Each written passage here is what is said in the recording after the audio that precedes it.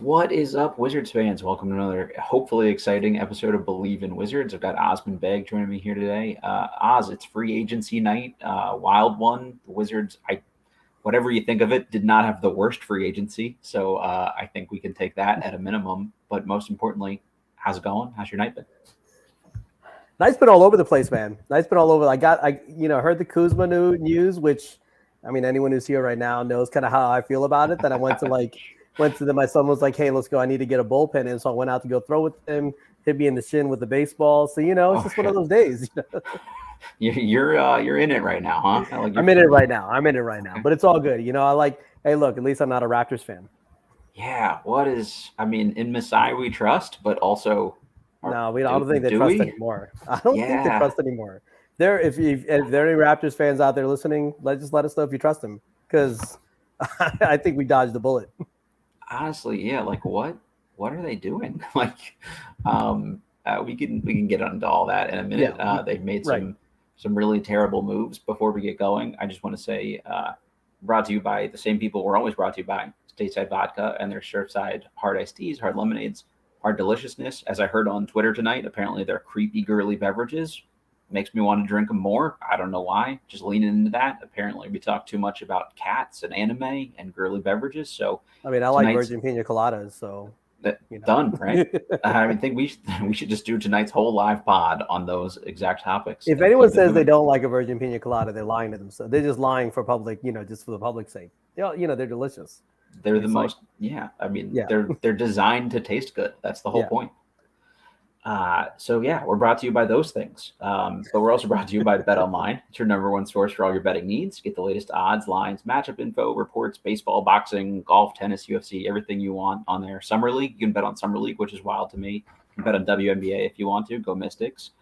BetOnline continues to be your fastest and easiest way to place all your wagers, including live betting, your favorite casino games, all that good stuff. Head to the website, use our promo code BELIEVE, BLEAV, for your 50% off welcome bonus on your first deposit. BetOnline, where the game starts. Okay, we've got that out of the way. Let's talk Kyle Kuzma, because that's what the people are here for, Yeah. presumably. Kuzma back on a 4-year, $102 million deal. I, we've talked about this a lot over the last couple of days. I was okay with them bringing him back for the right number. I would have preferred 3 years, but I thought that 25 number is a reasonable number given where the other people are at. Anybody follows either of us on Twitter at this point knows that we are on slightly different sides of the fence for this one. But um, as I guess, just what was your initial reaction when you saw it come through, other than like smashing your head through your computer screen? I mean, you can see it coming. It's been a few days, and kind of the momentum is growing and more, and you're kind of thinking, okay, who are the potential suitors for him? And each of those suitors were drying up quickly, even before free agency started. So, and Utah was one, but Utah wanted Porzingis if he opted out. Then from Porzingis, they opted to cut John Collins kind of before the market even free agency even opened. So that removed one. The Harrison Barnes deal, I think, really kind of was like that's the, at least to me, in my opinion, personally, I viewed it as like, oh shit. I was like, Kuzma might actually be back here. Right. Um, Houston, I think it was Chris Haynes reported yesterday that they were the leading suitor, and I personally was hoping that he ended up there. But it's still, that was the only time I had heard Kuzma linked with Houston. Otherwise, it's been Van Vliet, it's been Dylan Brooks, it's been names like that. So over the past 24 to 48 hours, at least I've been getting used to the idea of Kuzma being back. You get to That mentally said, prepare a little bit mentally for prepare. That said, I did not expect 4 years, and I did not expect them to be over 100 million, given that it doesn't seem like there are a lot of suitors out there for him. Now maybe I'm wrong. I don't know what actually is going on. Like, we're kind of going with what we know, unless kind of another front office guy puts up a burner account to kind of just go crazy the last 48 hours. But yeah, so it's like where I'm at is why 4 years? Why it's like where you bid. What I would like to know, and I don't know if we will know, is were they bidding against somebody? Were they that desperate to keep him? What was the exact context here? Or did they just feel like, hey, let's just invest 4 years in this guy? And if they did, why? What was the purpose behind that? I think the idea is, yes, he could be a tradable contract in the future. His timeline doesn't really align with this team's timeline, I don't think. We could see maybe that changes. But why 4 years? A 3-year deal like you had discussed earlier, or even a two? and if you want to flip around and trade it, like that maybe has more value down the road. So we talked about this, but for anybody who hasn't seen either of our general thoughts on this, the reason I liked 3 is because it's team controlled for long enough that I think a team would sell themselves on giving you assets back for it, because they can say, all right, if we're getting this guy, we're at least keeping him for 2.5 years or 2 years or whatever the case may be. Whereas if you do like a 1+1, even, it's probably not as appealing to somebody that's going to give you any assets for him. So if you're the Wizards doing that, you don't get much back in that case. The 4 years, again, I think is a little rich, but maybe that's, to your question, like maybe that's what they had to do to get it done. And I don't know who that other suitor would have been. You heard a lot of stuff about, Popovich wanted him in the past. Maybe they're trying to be more competitive this year than people expect. I don't really know if that's the case or not. To be honest, if I'm Portland, I would have considered him before I would have given $32 million a year to Jeremy Grant. Like, I would rather have Kuzma, and we can disagree on who's the better player or not, but Kuz at 4 years, 102 is way more appealing to me than I think Jeremy Grant at 5, 160. Yes, I would take the Kuz deal over the Grant deal, even though I think Grant does offer a little more defensive versatility. But what worked to Jeremy Grant's benefit is that Portland is still invested in Dame. They have Jeremy Grant's bird rights, so they don't have cap space. So they pretty much had to spend. Jeremy Grant's been very fortunate to really kind of leverage his situations well. Like he leveraged Troy Weaver 3 years ago to kind of pay him much more than everyone expected. Mm-hmm. And this time he just cashed out. It's like if Kuzma was in Portland and swap spots with Jeremy Grant, the contracts would be flipped. So it just was timing and situation was fantastic for Jeremy Grant. I think the Kuzma one, just looking at the other deals, we talk about the Grant one. Cam Johnson, 4 years, $108 million. You can say Cam is younger, only slightly younger, I think, at this point. And to me, Kuzma actually gives you more positional versatility than Cam does. And then you see Bruce Brown, 2 years, $45 million. It's 2 years. So I think if that doesn't work out well for them, they can do something with it after a year. Like no big deal. But they're also not going to be able to like flip him for much, I think, at that number, and for a shorter contract, maybe. And then you've got Fred VanVleet, not a comp to Kuzma specifically, but 3 years, $130 million, which is just wild work to me personally. Yeah, and that's just what Houston had so much money to spend before their rookies start becoming extension eligible. That's one of those where no one's going to use VanVleet as a comp because there aren't other Houstons out there. So it just worked out really well for him that they had interest in him, and that was an option for him. That just, I can't get past that number like that. Yeah. That's tough for me. But anyway, to me, Kuzma is a super tradable contract down the road. Like the $25 million, whatever you want to talk about, the new CBA, things like that. The players of his caliber are signed for around that much money. Like they just that's sort of the going rate for a big switchable wing forward.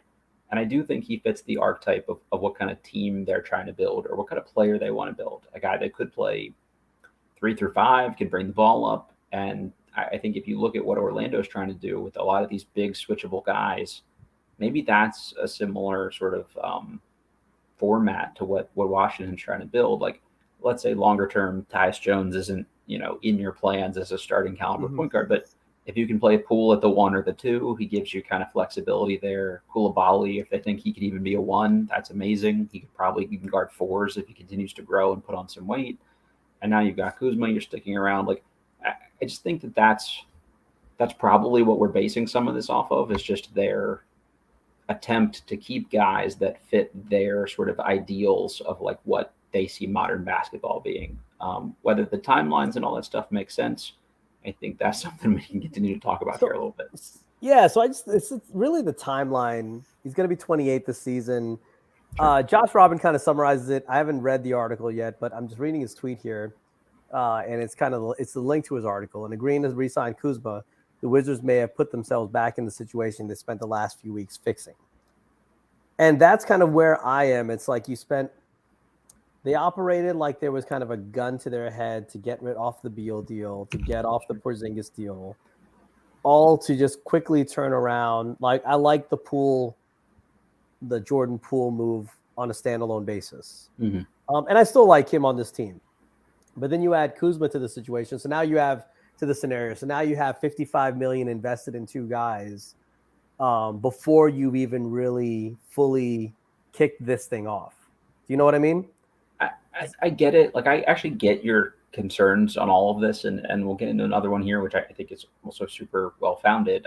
I'm just not personally as worried about them because to me, trading Beal, now almost 30-year-old guy with limited sort of positional versatility, like he's a two. Like Beal is one position only.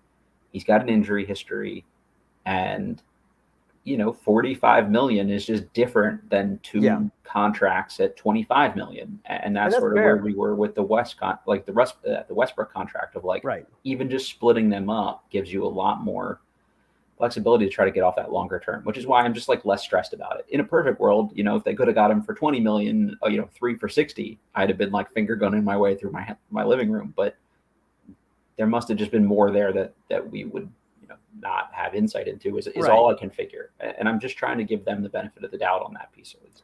Now, to me, just me personally, Porzingis was a better player. He signed for 230, 30 per 2-year deal, 30 per year. I have no idea if that type of contract would have been available here. Sure. If given the choice, I would take a 230 contract for a better player. Although actually, if you think about it, the better player may hurt our draft positioning more. Right. Kuzma doesn't hurt our draft positioning as more, which is probably why I have a problem with giving him a 4-year deal. Sure. And that's kind of the whole thing. Like Porzingis on a cheaper deal probably hurts our lottery standings more. But we're patting ourselves on the back for a guy who we've given a $100 million deal, but he's not really going to – he's basically, in my opinion, taking them from kind of being a definitive top 5 picking team. Now we might be in that top 7-ish range.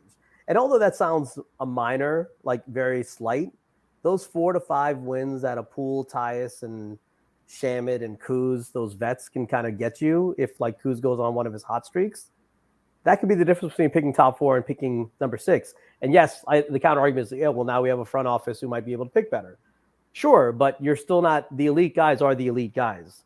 The Scoot Hendersons and the Victor Wembanyas and whoever the top guys aren't available at 6. They're available top 3, So in a rebuild – it's just the why. And if he was a more efficient player, if he was a better, just a more efficient version of what you think based on his skill set he should be, I'd be more inclined or more into this thing. But it's to me, the genie's out of the bottle. Once someone gets more usage, and we kind of saw this with Beal, once he got a taste of more shots, of more usage, it never came back down. It never reined in. He only wanted more and more. So what do we expect Kuzma to shoot less next year? No. Do we expect Poole to shoot less next year? No. So you're looking at, they averaged 87 shots a game last year. I'd guess these two are probably going to average close to 40 shots combined between the two. So it's just not my cup of tea for how a rebuild should go. Counterpoint. Now he's gotten paid. Does he need to force the issue as much as he was, presumably trying to do this year? Well, look at what David Aldridge said was he likes the opportunity to continue to grow his game here. So ideally, it can be facilitate more. It can be, more as a versatile defender. I mean, I think that's sort of one of the things that gets underrated here is you listen to every one of those post games, especially the last third of the season, and every other team's best player said Kuzma was the guy guarding them that they least liked guarding them. When you have him in back-to-back nights guarding Trae Young, Dame, and Anthony Simons, you could easily make the case that he was actually last year's best perimeter defender on a team with DeLon and Denny. And to me, that maybe that's how you grow your game. It doesn't have to just be I'm going to come in and show off more in my bag. Now, maybe that's what he means, and that would be a negative. But my counter to that is, well, if it's just not working out and he's doing too much destructive shit, why wouldn't they just say all right, we got to get you out of here? I mean, it just seems that they're smart enough to be all right, this isn't working. We can get him out of here. And maybe that's what it is. But do you want, you don't sign someone for 4 years with the intention of if he just continues to shoot too much, or if he does shoot too much, we just get him out of here. So to me, yes, his defense was okay last year. It wasn't bad. It was pretty good. But as the season went on, he also shot worse. Sure. and he didn't rein in his shot selection. Mm-hmm. His shot selection, as his shooting got worse.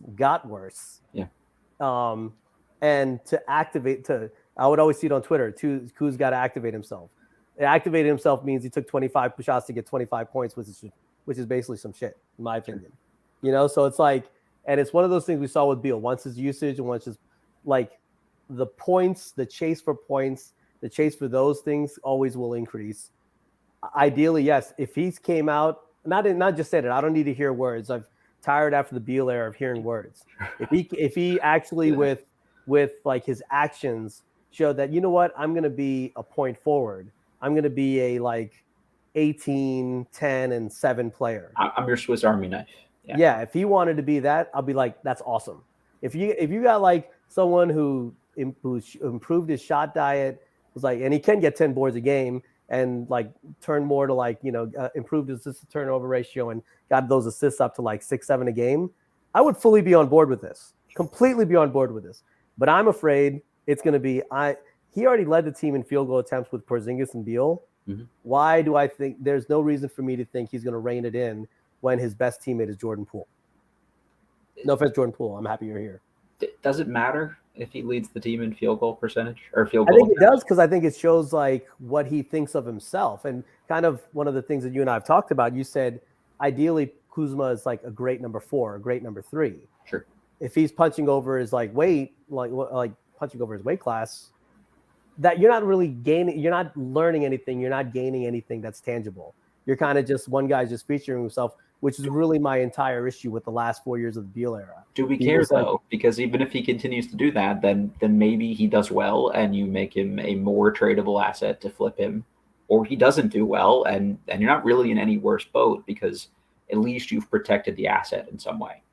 Maybe, but also like if this kind of shot hunting style of play attracted that many suitors, I don't think he would have probably gotten even more money and more suitors this offseason.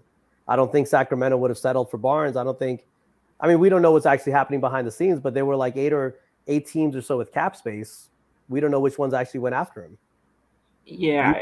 Utah settled for John Collins, who was coming off a pretty bad season early, Yeah, there's also a case where John Collins maybe is the better player if he can get back to I broke my finger. Yeah. I don't know. Maybe he's a better fit. If you're Sacramento, you get Harrison Barnes for basically half of what you can get Kuzma for in terms of total money. Maybe that's just more palatable for them considering the cap situation. So I don't know. I just think the teams that would value his services most are not the ones that had offseason money for the most part here. And a lot of these teams, maybe there is a situation where you can flip him for a bad contract plus assets later. His money going out, $25 million, is actually a pretty good number to have in future trades, I would think. Yeah, it could be. I mean, look, there are options like maybe a New York comes into play. They didn't have cap space this summer. So like if the Randall thing bottoms out completely for them and he's just a total nightmare and it looks like the way it looked down the stretch and he's not speaking to anyone on the team and they've got to ship him somewhere. Yeah. Do you get Randall and a future asset for Kuzma and Gafford or Monte or whatever the case may be? Like, to me, that's interesting at least. Yeah, that's the interesting part of this. Can they flip him? Because it's not interesting to me. Like everyone's like, oh, Poole and Kuzma are going to be so much fun.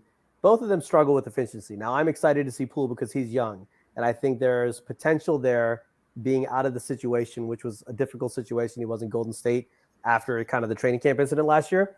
I think there's potential for him to be an ascending player and maybe level up. Mm-hmm. I think with Kuzma, we've kind of seen his usage has increased, but he's kind of been effectively the same player, just at a higher usage, which is not the easiest thing. Not everyone could stay at that same level with a higher usage. So credit to him for doing that. But at the same time, the fun is not in a rebuilding team. The fun is not in those two and Tyus Jones potentially combining for, so let's just see. Okay. So if your rotation has Shamet, Jones, Kuzma, Poole, you're probably looking at 55 to 60 shots out of your 87 shots. And how many of those 4 do you really see being part of this team in 3 years? I mean, literally the only player I see being part of this team in 3 years is Bilal. Yeah, agreed. And that's maybe why I 40. don't really care about the rest of them. Yeah. You're But going to get that's enough opportunities during the rest of the year to see if any of these guys can do anything. I'm not worried if they get a steady I 11 guess we'll shot see. tonight. I'd rather see Bilal. I just hope Bilal gets a good enough opportunity when he's in. I don't want him standing in the corner. Like, kind of like when Beal got drafted here, they kind of just threw him. They got rid of Crawford quickly, and they kind of threw Beal in and were like, sink or swim, this is our guy. If you really believe in Bilal, which they do because they traded up, I don't care if he's young, don't start him right away, but like let him play, let him get touches when he's in. I don't need him in the corner standing around while Kyle Kuzma is like chucking fadeaways against the Detroit Pistons while he's looking at the bench. That's the other part I kind of have an issue with, and this is the old man in me. Sure. It's like this all talk, like it's like let's be a leader, like all this kind of stuff, leadership, yada yada yada. Like the way to play is the way the Heat play, like serious bat, but not everyone's going to be them. But that Jimmy kind of Butler bullshit. still does this shit in regular season stuff games and is wagging his fingers and shimmying. Butler has the resume to do it. Butler has a resume to do it. Like when Kuzma one of them has a title and one of them doesn't. I'm just gonna put that out there. I mean, that's fine. But Kyle Kuzma going too small on Randall, then Julius Randle like going absolutely that did not age him. well. Yeah, like literally scoring like 15 straight points on him, and then doing the look away like nonsense. I mean, now that you're the leader of this team, now that this is your team, we better not see any of that. Yeah, cut the shit out. That shit's tired. Don't engage with Spencer Dinwiddie. Like Dinwiddie just keeps talking. Be better than that now. You don't need to engage with him and tell him you're going to get a bag in the summer. Yeah. Who gives a fuck?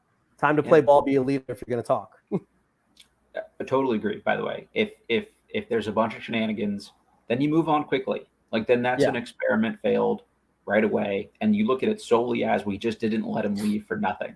Like I almost said Ernie. Tommy should have traded him at the deadline, given like if they knew any of this was coming.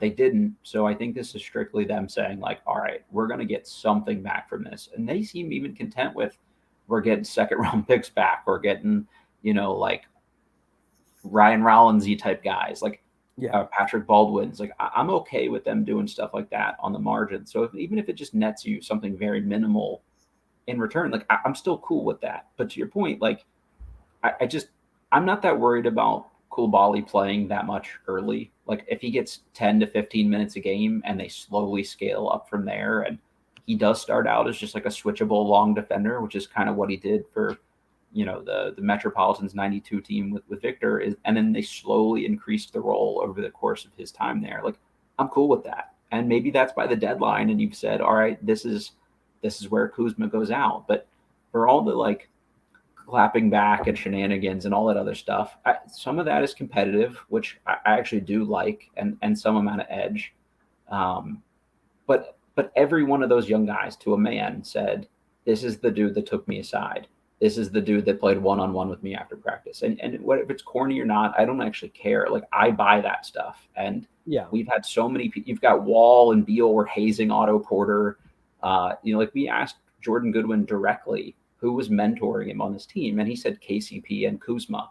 And I said, well, what about Beal? And he goes, well, yeah, Beal is also always there for me whenever I need him. We go back a ways. But it wasn't Brad has taken me completely under his wing, and this is the guy I work out with every day. So I think there's some value in that in the short term. You've got them talking about Kuzma's habits and film watching and the things he learned from Rondo and LeBron. And if he can pass any of that down, if this is what I learned from these guys that won multiple championships, this is your practice habits, things like that, that's worth it to have one guy that's won a ring on the roster. And then if you move on from him at the deadline, like it's just really like no harm, no foul to me, at least how I'm looking at it. Okay. I mean, I hear that to a degree. I mean, I remember Troy Brown, Thomas Bryant kept calling Bradley Beal a leader and saying that was their guy and they wanted their lockers next to Beal. And Beal was great for them. So I buy that to a degree. We'll see, And just I think the fun part, like it's the game winner over Cleveland. It's the game winner against the Knicks the first time. It's the game winner against Dallas. It's the game winner against Charlotte. It's a game winner, game clincher. He's going to give you a handful of those. Yeah. Yeah. And he may shoot you out of a game completely. I don't buy the like, well, he's made us too good. It hurts our draft stock now. Like, I think if he's a net neutral over the course of like he's not a ceiling raiser to me. No, I think he raises the floor a little bit. Like, I think when you and I talked last time, I thought Porzingis the problem with keeping Porzingis is he makes you a 35-win team. Yeah. The problem with keeping Beal is he makes you a 35-win team. Right. That's not a problem with Kuzma here. You're probably still a 28, 29-win team. Whereas before this, you were probably a 25 to 26-win team. I don't think the delta is that much. To me, it's going to be like, if I'm watching this team, you want to watch with a purpose. I'm going to struggle a little bit on the bad nights when it's Poole, Kuzma, Shamit, Tyus. Mm-hmm. If DeLon Wright's still here, that's going to be like, hey, what am I watching this for? I'm going to struggle with that a little bit. Now, if Kuzma does lead to some good habits, it ultimately comes down to, he says a lot of the right things. He's like, we got to be switchable with big wings. He always says good things. I heard Wall say a lot of good things for a lot of years, and Wall never played like what he said. He would say, I have to move without the ball. I need to do this. I need to give these guys the chance to have the ball in transition and me run the floor.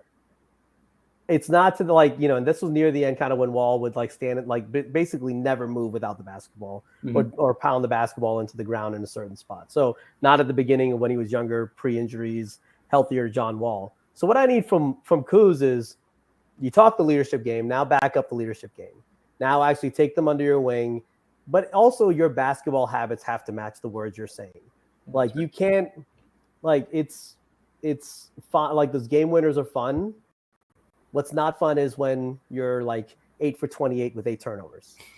On those nights, show that you're a leader and pass the ball to your teammates. And on those nights when you're not going, find other ways to contribute and let a Corey Kispert kind of get going. Let a Denny Avdia or a Bilal or a Ryan Rollins or whoever's on the roster. Now, the other thing I wanted to ask you, would you have preferred this, or would you have preferred them using that cap space to take a flyer on a guy on a 1-year deal perhaps instead? Which is the and this kind of goes back to, and I recall, and the reason I'm saying this is, I'm not comparing this to the 2016 free agency at all, but I remember one thing that Ernie said was he felt like he was obligated to use the money versus just taking, once they missed out on guys, just doing kind of 1-year deals. And I'm not comparing this to that at all, but at some point, would they have been better off taking a stab on some young guys on some overpriced 1 or 2-year deals to see if they caught lightning in a bottle? It's a good question, right? I think I like those kind of guys as low risk. If it just doesn't work out, you move on from a year to cut them at the halfway point. It's not a big deal. Even if they do work out really well, you probably don't net a ton for them. But I think there's a world where if some team loses their power forward and they're making a deep playoff run and they need a 20-point per game scorer or whatever, that could play a couple different positions for them.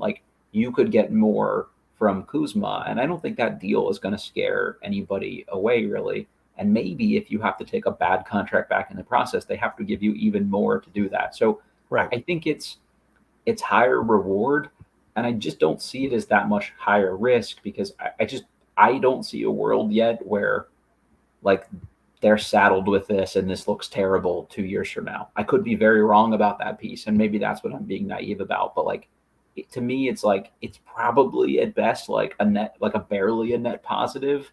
And to me, I see it as worst case a net neutral. I don't think it's ever going to be. It's not going to be a negative the Beal contract ended up being with a no trade clause, or some of the other contracts we had.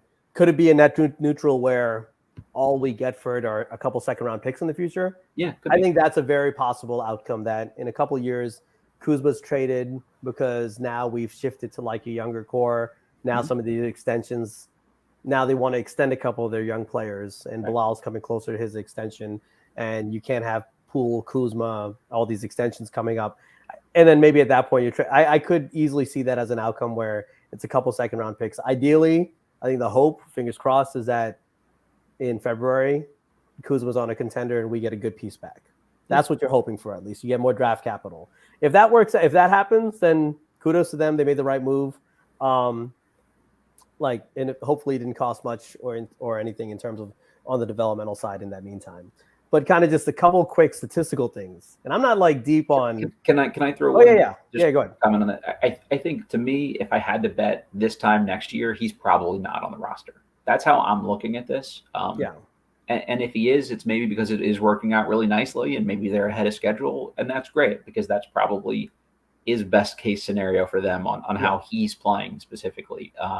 But if I had to bet, it's probably not him here. And if the worst thing they get for it is a couple seconds and maybe a young up and comer and a bad deal or whatever, I'm just not that hurt by it, I think.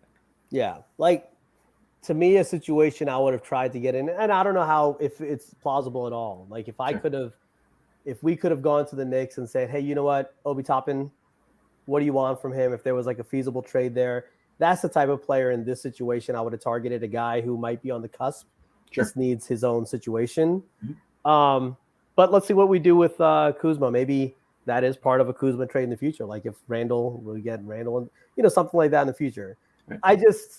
It's the long term, it's the 4 years, and it's also just kind of just the lack of efficiency.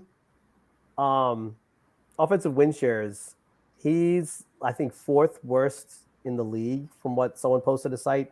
Not someone posted this.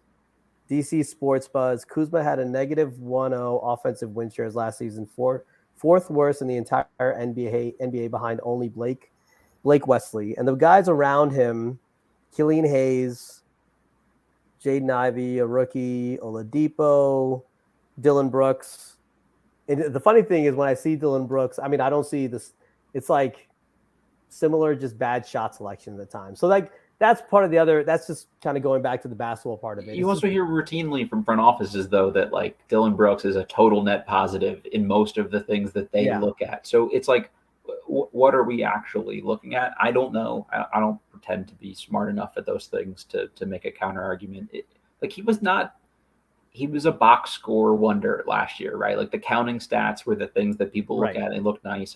I never once said, I talked about this a lot. I never said like Kuzma for All-Star. Like, I think that was silly. The whole Kuzma All-Star push was just silly. It's like, no, he's not an All-Star. All-Stars, don't struggle. Like 19 shots, 21 points a game. You got to be better than that. I think a lot of that was just sort of team dysfunction. I think a lot of that was, hey, I want my bag. So I need to show you my bag. And I'm choosing to believe that that's a lot of it. And they've had it. I'm hoping that they've had enough conversations with him that they say, look, our priority here is to, 1, build the young guys, and 2, if we win, great. If not, like maybe you're on the move somewhere here, right? And that's just the hope. Like I think most of this, based on their track record, comes down to protecting the asset. I really think that that's the core of this piece. And if you get ancillary benefit from it along the way, that's great. I also think I would feel worse about this whole thing if they hadn't just pulled off the entire like Beal, Porzingis, like foisting situation too. Like if that had been a total shit show, which by the way, at different points throughout that, I went through the full range of emotions of like, this is looking not good. Like I'm losing my shit here. At the end of the day, it's like, oh, okay, well, they had a plan clearly, and they've executed on it pretty well. I think that's like why I have more peace with this. And if Tommy were doing it, I would probably be like losing my shit on the internet right now about like, this is the dumbest thing. Why are we doing this? I got to think that there's like, okay, they're pulling some strings here with something in mind. I'd hope so. I mean, because to me, I get Wizards Twitter with the reaction. He's a guy who says he wants to be here. Seems like he wants to be, I mean, at least based on the market, ended up here.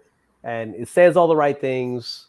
Fun guy, like he has the game winners and all that kind of stuff. You got the fashion, all that. It's all fun. Like there's a lot of fun stuff that goes with Kuzma, adds some personality to the roster, which we don't have, Like he's the guy who's probably going to get introduced last next year, Like the first, the last in and get the loudest ovation when he gets introduced.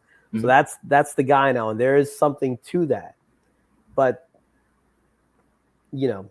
like when the hope is in 6 months he's not here, or 18 months he's not here, it's like, okay, like that's cool and all, he's fun, but we were finally on what looked like a direction, and I don't know, maybe we still are on a direction. I mean, I'm sure we still are on a direction. I'm not doubting what the front office's plan is. I think the direction is stockpile assets. Like it's just stockpile assets, and I think they must see him as a way to do that.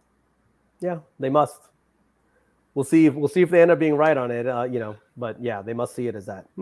it's a little I bit of can't imagine they view him as a long-term piece here. I think the only that's two where I'm players, if I were betting, Bilal and Poole and the other rookie, Vucevic.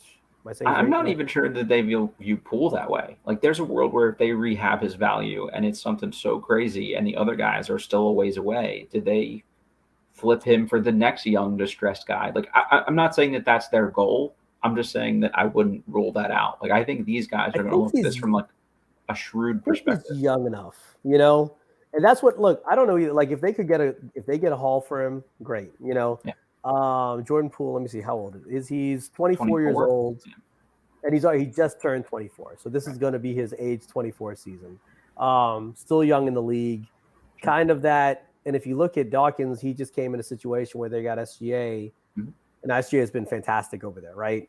So I think they're viewing this as probably similar to how SGA was viewed in Oklahoma City. Like, does he work on their timeline, or are they going to have to flip him? Because there've always been rumors about SGA, like, hey, should Oklahoma City move him now? But it seems like the other guys have come along so quickly that now his contract makes sense and their timelines align. So That's where I'm at. That's where I was going with Poole. Like, if yeah, they need to kick the can down the road again, I don't think they'll be sentimental about that. no, I can't see that. If their timeline doesn't look like it matches Poole's timeline, they'll just move on. If it does, you have a lead guard potentially for $30 million a year, which is fine. How much of this, like, we have an owner here that no matter what he says, he's still the bang my fist on the table, we will never ever tank guy. Do you think that they're like, Kuzma helps us win games now and we want to try to make a play in next year? Like, do you think that there's any world where that's what's driving this move? I don't think they want to make the play next year. So Dawkins was also in Oklahoma City where SGA and Al Horford were basically leading the charge to the play-in, and they shut pretty much both down. Al Horford basically was completely shut down at the All-Star break, right? Yeah. Done. Yeah. So I can't imagine a scenario like after the All-Star break, if we're like in that 6 to 9 lottery range, I could see them saying, okay, you made your All-Star push, Kuz. Take the rest of the season off. Now it's time. It's lottery time. It's time to see the guys. It's time for Bilal to play 30 minutes a game for the last 30 games. It's time to find out what we have. You've done a great job. Go take a seat the rest of the season. Yeah, I'm with you there. And I think that's why, like, some of the people that reacted like, oh no, we blew up our tank. Aren't we tanking anymore? Like, I just, okay, cool. Like, I think it's a Utah situation, right? If we play too well, we just scale everybody back. And I think they played even better than they thought they could have played. Yeah.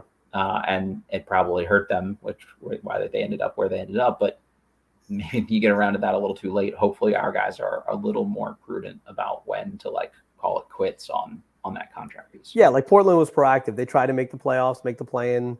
They abruptly and they hit a hard tank all of a sudden, and they were able to get to where they got to. So I think timing is important with that. Don't get tempted by the play-in. I mean, that would be absolutely worst case if Poole and Kuz has a hot streak in like December and Poole has kind of like levels up. Don't get tempted. That just still stick to the plan and shut it down around the All-Star break. If Kuz goes on a heater like that, where he's like winning them games by himself, that's when you trade him at his highest possible value. That's not when you say, oh, he's a part of our long-term here.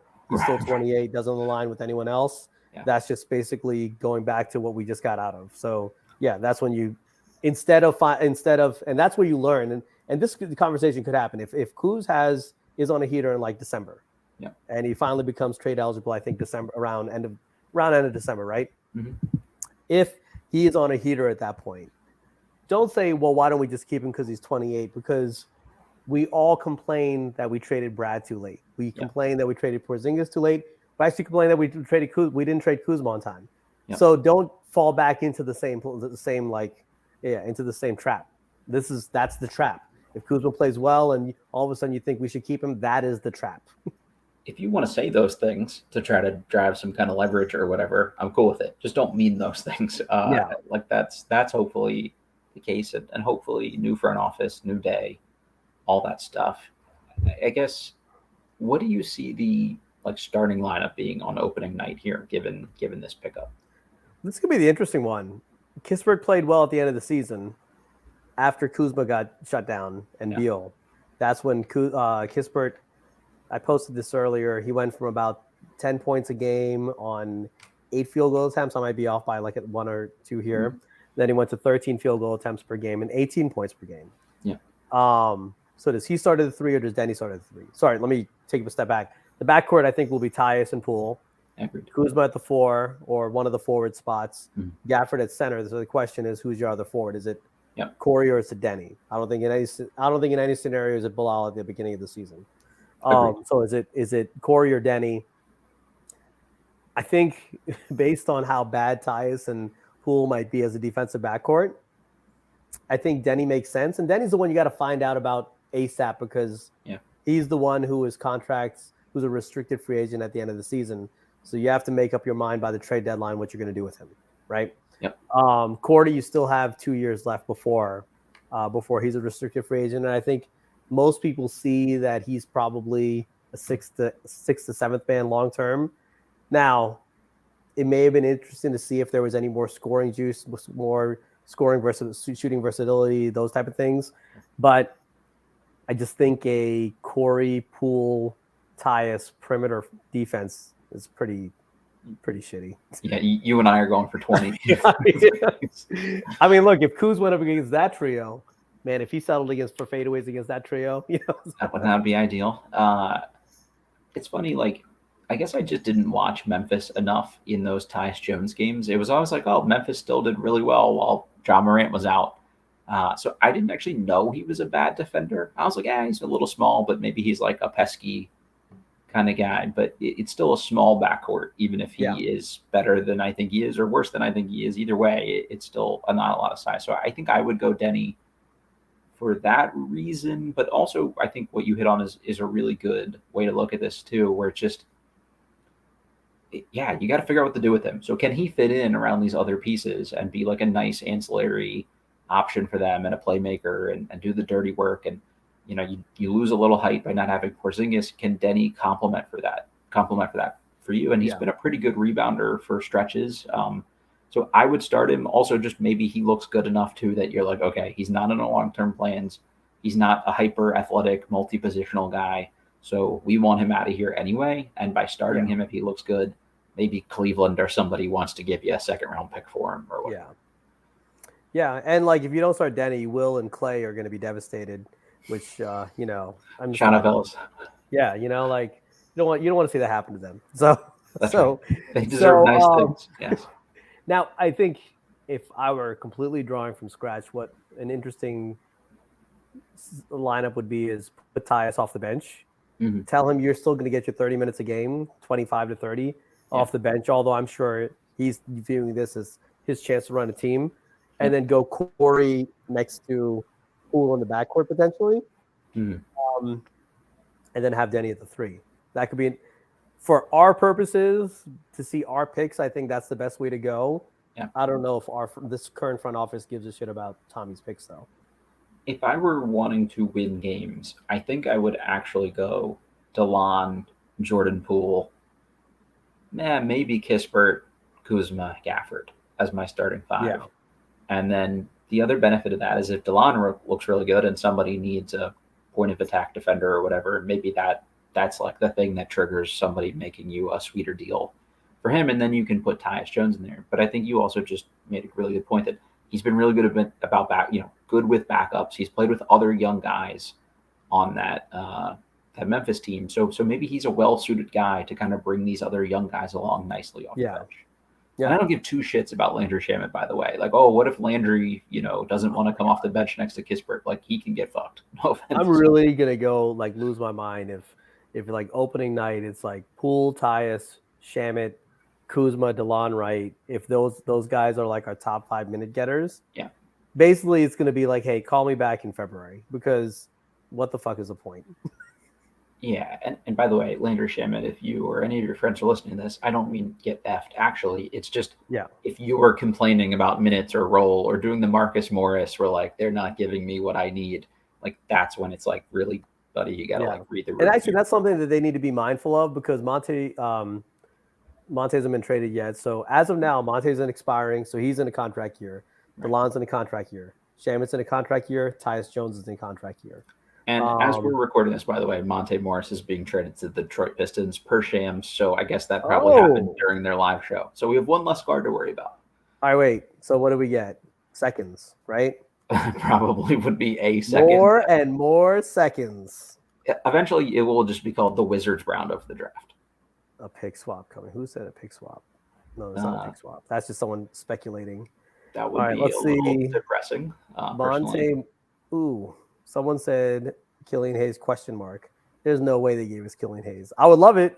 I would actually like that. That's the kind Actually, of you know move I what? like. Troy Weaver, maybe. I don't know what the hell Troy Weaver's doing, but Monte let's see. is from Michigan, right? So Oh yeah, Monte is from Michigan. send Yeah, him back home. I don't know. yeah. All right. So now the question is, what happens with DeLon? Right. And okay, so one off my list. So now Shamit, DeLon, Tyus, and Denny are in contract years. Am I missing anyone? No, I don't think so. I think that's it. But those are also 4 on ball players, right? Yeah. Denny's on ball. The 3 guards are on. So 3 guards and Denny, all contract years. So, something to maybe consider getting ahead of. Moving one more guy could still be beneficial because do you really want vets on 1-year deals kind of angling for the next contracts? I don't necessarily. We've seen this kind of go south before. It would be nice to kind of just get ahead of a situation like that. We tweeted about this a little bit back and forth, but we've not talked about this directly with each other. I think DeLon is still the guy that I wouldn't mind keeping of the existing veteran guys because 1, everybody talks about his approach being good, and 2, he's just the defensive-minded guy. So maybe there's some accountability for these other young guys that come with that. Like, you're not going to fit in here if you aren't willing to strap people up. And Monte is a great backup point guard. He's going to be awesome for them. And if they're going to try to win now this year, I think he's a really good fit there next to some of the dudes they have. But to me, if you are going to keep any of the backup point guards that were around, DeLon's actually the one that makes sense to me. Now, if you can get anything for him at the deadline, great. But I wouldn't be trading him for cash considerations just to get him out of here. I'd agree with that. I'd agree with that. I mean, hopefully you can get something for him. Detroit, Monte going to Detroit, Miami losing some players. I wonder if maybe DeLon's a fit in Miami, and if you get anything from there. Sure. That said, it's probably pretty equivalent to Oladipo's, I would think, money wise, maybe something. Yeah, like so that. If they could give you some draft incentive, give us Jovic and Depot, and we'll call it a day. I've always been an Omar Youth 7 guy. Yeah, same. So something like that, I don't mind. It's just gonna bother me if I'm seeing Shamit, Morris. I'm just telling you, I can't help it. It's gonna bother me if I see Shamit, not Morris, Shamit, DeLon Wright, Tyus, Poole playing all backcourt minutes. It's gonna bug the shit out of me. I just desperately need them to tell us exactly what we got for this Monte piece. That was sort of the domino I think I was most waiting for here. It was just all right, you have to get one of these dudes out and get them out now because it's just something. And I'm assuming we're not taking a player back for him. That's probably my guess here. And that's actually good from a roster spot perspective. Vucevic should be on this roster this year. Whether he plays or not, whether he's assigned to the go-go a lot, don't actually care. But I think you want him here with your player development people in your building, learning your system. And look, we only have how many centers do we just have? Gafford. It's pretty much just Gafford. Maybe you see small ball 5 Kuzma at some point this year. Honestly, or Denny. I still think perfect version of Denny is in a crazy small lineup where he's just going at 5s. And if he gets torched on offense, who's posting him up anyway? You're not going to do it against Embiid, and you would probably get cooked anyway. So what does it really matter? Now, here's the thing. If you trade DeLon, that title belt's never going to go anywhere. Do they even bring the title belt out next year? I hope not. Win 24 games. I swear to God, I hope not. They're going to win 24 games. Their wins are going to be when they pull off a win 140 to 135, not because someone strapped up and played defense. I will take them all out for ice cream every game they lose this year, especially if the young guys get 25 minutes. I think that's a more valuable use of our time and resources than the defense belt. Yeah, and more honesty now that Beal's gone. It was such bullshit when any of those guys gave Beal the defensive belt after a game. That was hey, you don't have to kiss his ass. He already signed the contract. Stop. He's not writing you a contract. So those it was such horseshit. Yeah, he can no longer trade you. It's okay. It's a safe space. Yeah. Apparently, it's a future second-round pick is all that's being future second-round pick. Yeah, put out into the ether. at this My point in God. time. Yeah. So That there's was a that. fantastic trade. I'm sure Wow. KCP. I'm sure Denver would trade KCP for a future second round pick. You'd have to attach more picks to trade DeLon or to trade Will Barton at this point, unfortunately. Oh my God. Yeah. This is like more just cementing Tommy's legacy. Can they ask? Well, Tommy was on NBA TV, right? They should have him back on and say, "Hey, what's up with the? What do you think about this Monte Morris trade?" I think if I were some just ambitious young producer, I would have him on and then just be like, "Psych, bitch! Now defend yourself. Like, just explain your rationale for the last couple of years. That whole agenda, we didn't mean it. Like, we're tearing the rundown up. Just tell us why you did the things that you did." Like, why didn't? Yeah, it would be nice. I mean, I know they're not. They probably talked about ahead of time and knew what was on and off limits. It'd be so like if someone just said, "Hey, so seriously, a fucking no trade clause? Are you serious?" Right. And just see his reaction. I mean, he would have probably like gone like 10 times as like angry as he did against Craig Hoffman, but it would have been fun to see. That's TV. Then people tune in, it's all about salesmanship. Skip Bayless knows what he's doing. Honestly, man, I think we need to give ESPN some tips. Making Kendrick Perkins like your number one basketball analyst is a decision I will never personally be able to understand. I didn't mind some of the people who, you don't want to celebrate people losing their jobs, but some of them, it's like you had a good run. You had a good run, and their shows were terrible. Kendrick Perkins, this makes no sense. I heard Doc Rivers is in play to take Van Gundy's spot. Mm-hmm. I don't get that one either.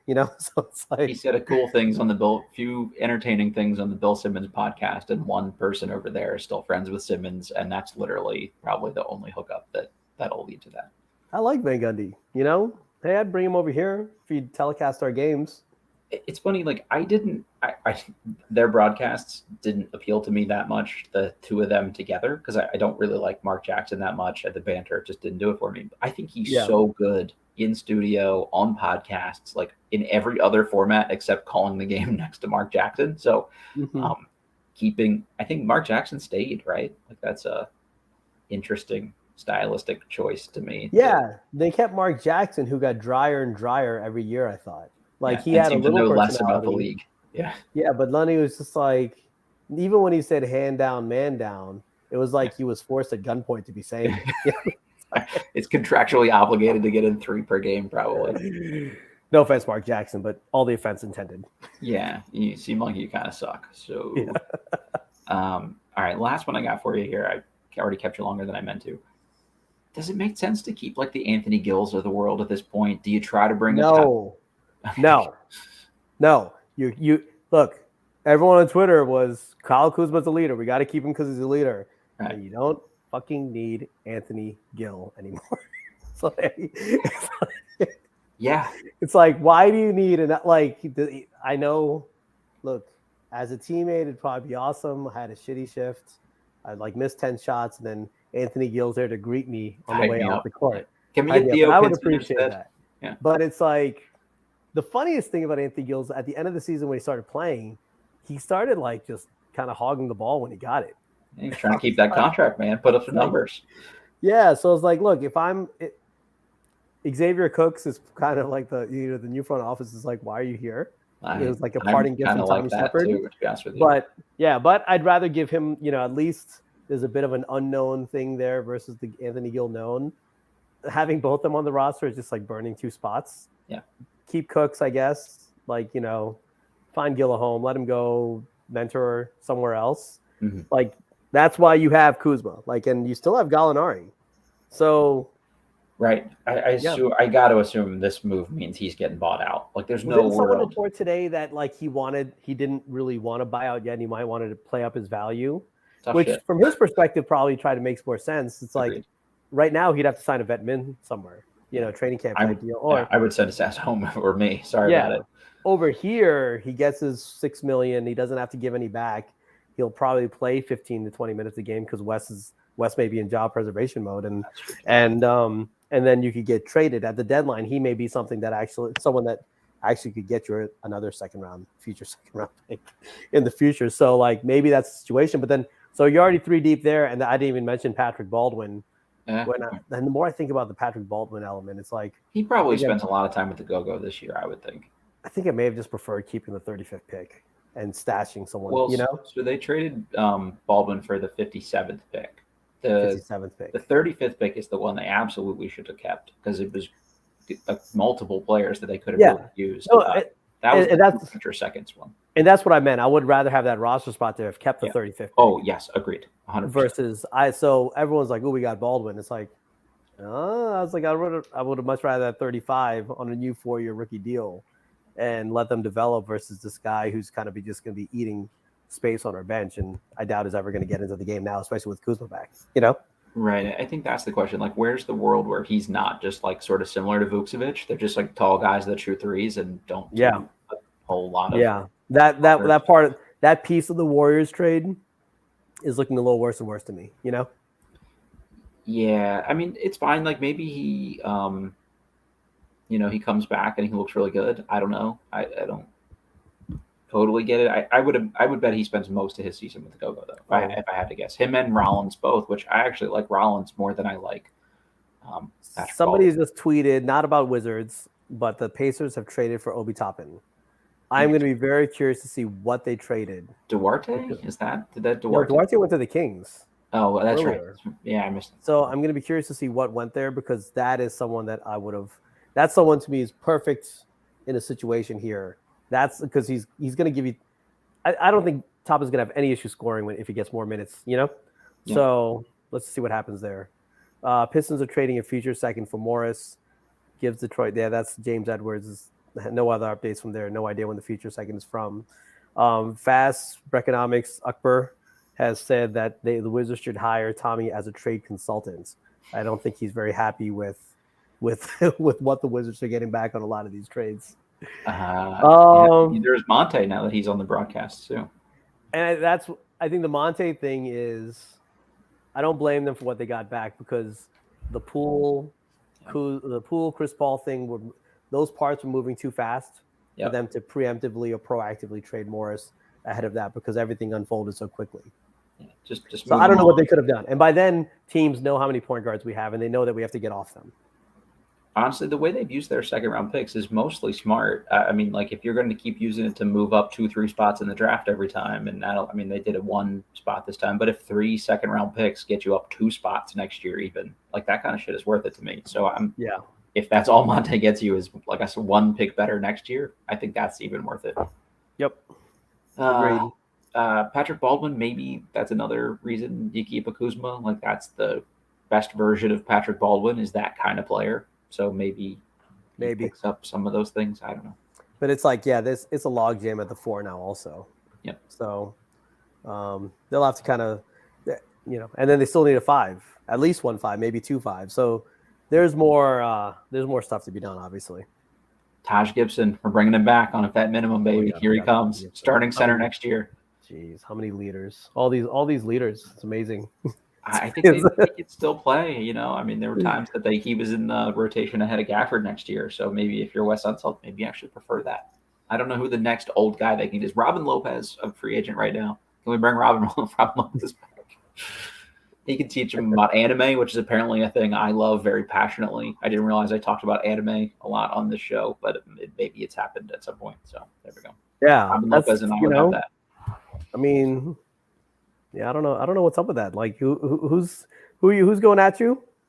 I don't even know anymore, man. It's just would that guy enjoy if I talk about Transformers: Rise of the Beast? Because I saw that last night. What did you think? Would that bother him? Can we do 2 minutes on this? So my formative years as a child, again, because all I talk about is cartoons, was Transformers: Beast Wars. That is like the OG favorite cartoon from my youth. So I fucking love that movie. Oh, I loved it. I thought it was so much better than some of the more recent Transformers. Yeah.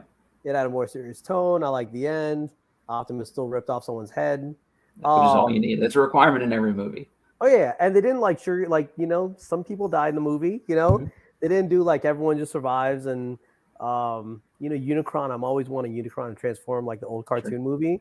Yeah. But I don't know how in a live action movie you could actually pull that off. Because how are you going to fight a planet? Right. So I get it. That's just me being greedy. I don't know how to really handle that one. How they would handle that one, but I liked it. I thought the action was good. The soundtrack was fantastic.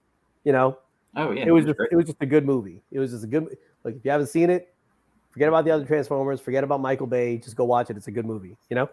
Pete Davidson, sneaky good in it too. Yeah. Give him credit for that. Like a lot Yeah. of voice acting, really good.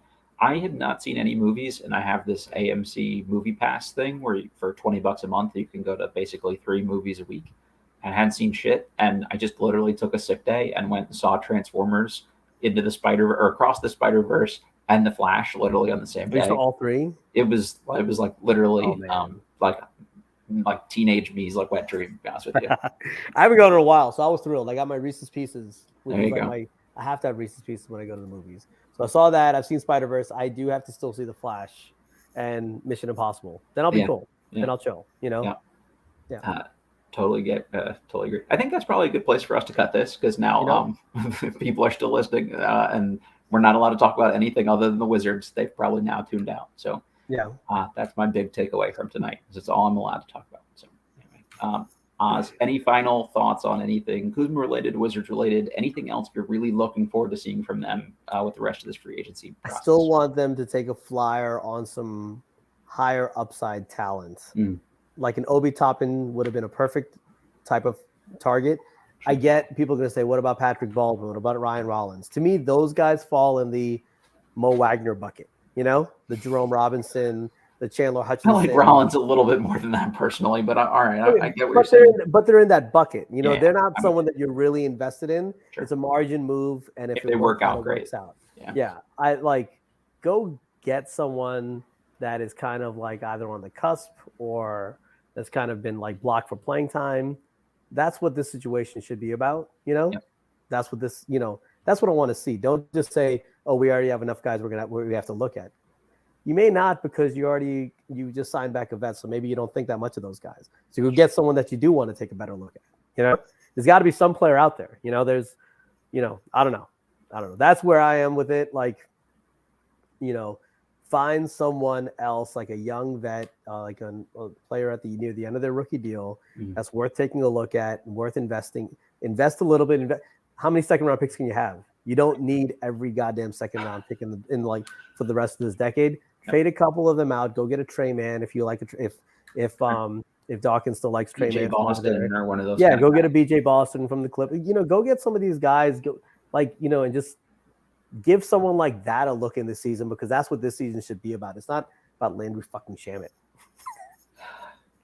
This has been an anti-Landry Shamet podcast. I'm sorry, Landry, catching all the strays here tonight, but I couldn't agree with you more.